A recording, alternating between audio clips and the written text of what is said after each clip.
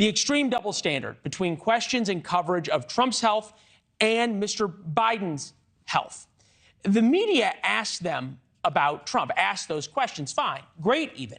But the White House and other Democrats bully them into not asking questions about Mr.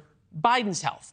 The health and mental acuity of whoever holds the nuclear codes deserves, of course, more scrutiny, not less. And to a lesser but important measure, so do the 100 members of the U.S. Senate.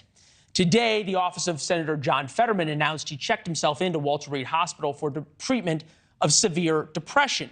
We, of course, wish him a speedy recovery. This isn't, though, about him or his mental health. Everybody deserves compassion in times of crisis, not ridicule. But this isn't just about Fetterman. It's about the people he represents. His depression got worse after suffering a stroke during the campaign. The same stroke his wife and doctors shamed any reporter for asking questions about. We, of course, all remember the debate with Fetterman where he had trouble forming basic sentences and answering basic questions.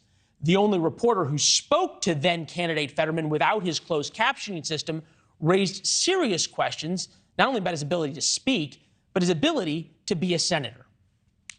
And I'll say, Katie, that just in some of the small talk prior to the interview, before the closed captioning was up and running, it did seem that he had a hard time understanding our conversations. Dasha Burns got shellacked for quote-unquote ableism. It's like racism against disabled people. Fetterman's wife went on the attack.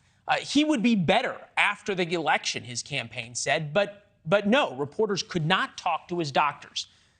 The campaign never mentioned the depression issue, and reporters generally got in line. Fetterman's ability to communicate became the third rail of the midterm election.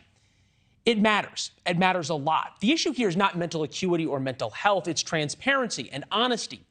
It's now very clear the Fetterman campaign was far, far less than honest about his mental acuity and his mental health. And of course, reporters got bullied into not talking about it. And just watch.